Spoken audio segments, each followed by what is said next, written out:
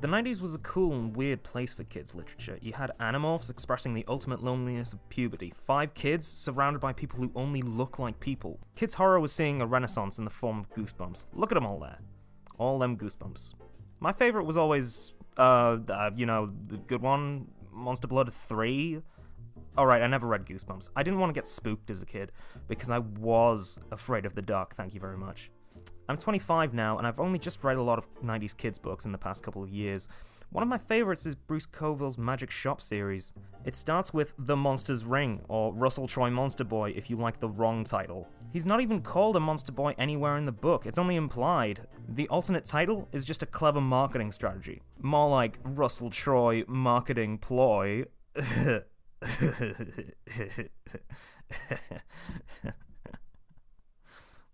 Shit. After Russell literally runs away from all of his problems, he discovers the magic shop of S.H.E. lives. Who lives? I don't know, but Mystery sure does.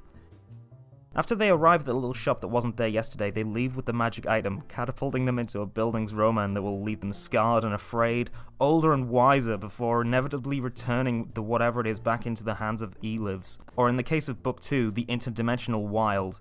But I'm getting ahead of myself. The story of Book 1 follows Russell Troy in his efforts to scare the living shit out of everyone he knows and loves by turning himself into a horny, hairy, wolfy, scary wolfman. And thus he is given a premature taste of what is to become of his physical form, a revolting, hairy mess which, when left unkempt, disgusts everyone around him. Thanks, puberty. But these awkward body changes also grant him power over his peers. His transformation changes him from a victim of bullying into a bully himself, his harsh, monstrous voice terrifying his classmates. And the change is refreshing. Vengeance is sweeter than a refreshing can of Tab. And Russell freaking out his bully's own bullies adds a nice touch of humanity to our pranky-cranky protagonist. Chasing this thrill, this ultimate power, he twists the ring until he transforms even further into Monstertude, or Gargoylehood if you prefer. Unfortunately, he chooses to do so under a full moon and he's trapped that way, apparently forever. And here we get to the most horrifying aspect of the story. It's a moment that taps into a deep-seated fear that the reader might not have even considered, because now Russell has the ability to fly, to be more physically horrifying than anyone on Earth, but he has reached this independence at the cost of his human form. He has prematurely lost his childhood, and he can never get it back. Chills. At the end of one edition of TMR, Coville says that his aim was to write a book that would be a perfect Halloween read, to get creeped out with alone in the dim light of a bedroom, and with this one moment of terror, he achieves his goal. Arguably to the book's detriment, the story doesn't end there. Russell overcomes his greed for power and returns the ring to E-Lives, inevitably regaining his human form and learning an unhelpful lesson about being bullied. Even though it would be a much cooler book if he was trapped forever in his monster body. Like maybe he'd travel from place to place Ferrigno Hulk style, scaring everyone and eventually dying violently at the hands of the military. It might be a downer ending, but it would be a ballsy one.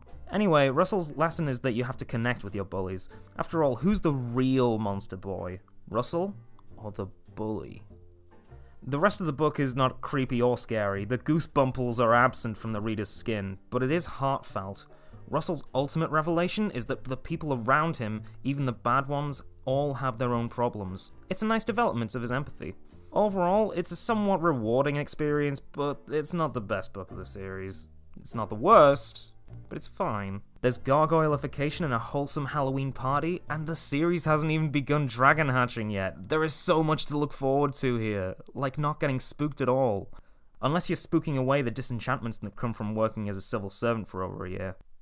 Also, dragons. Yeah.